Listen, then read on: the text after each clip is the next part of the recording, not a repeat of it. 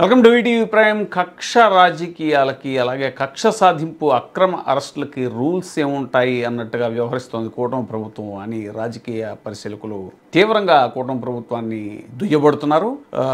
తాజాగా లెక్కర్ కుంభకోణంలో అరెస్ట్ చేసినటువంటి మిథున్ రెడ్డి గారికి, ఆయన ఎంపీ హోదాలో ఉన్నారు, ఆయనకు వై కేటగిరీ సెక్యూరిటీ ఇది ఉంటుంది, ఒక ప్రోటోకాల్ ఉంటుంది, ఆయనకి కనీస వసతులు కల్పించాలి అనేటువంటివి కొన్ని రూల్స్ ఇవి అన్నీ కూడా కోర్టు డైరెక్షన్ ఇచ్చినా కూడా ఆ రూల్స్ను కూడా పాటించకుండా ఆయనకి ఏ విధమైనటువంటి కనీస సౌకర్యాలు జైల్లో ఏర్పాటు చేయకుండా ఆయన్ని హ్యూమిలియేట్ చేయాలి అని, ఆయన మీద కక్ష సాధింపు చర్యని చేపట్టాలి అని ప్రభుత్వం డిసైడ్ అయినట్టుగా పోలీస్ డిపార్ట్మెంట్ యాక్షన్ ఉంది అనేటువంటిది రాజకీయ విశ్లేషకులు పరిశీలకులు చెప్తున్నారు. ఇది చాలా దారుణమైనటువంటి చర్య, ఈ రకంగా ప్రజాస్వామ్యంలో ఎలా చేయటం దారుణమైన చర్య అని లాయర్లు కూడా, మిథున్ రెడ్డి గారి తరఫున వాదిస్తున్నటువంటి లాయర్లు కూడా చెప్తున్నారు. ఆయన కొన్ని ఆయనకి మెడిసిన్స్ కానీ లేదా సపరేట్ రూమ్ మార్కెట్ ఇమ్మని చెప్పేసి మెడిసిన్స్ ప్రొవైడ్ చేయమని చెప్పేసి ఆయన కావాల్సిన ఫెసిలిటీస్ అన్ని ప్రొవైడ్ చేయమని చెప్పేసి ఆ రోజు డిమాండ్ రిపోర్ట్ లో స్పెసిఫిక్ గా కోర్టు ఆర్డర్ ఇవ్వడం జరిగింది.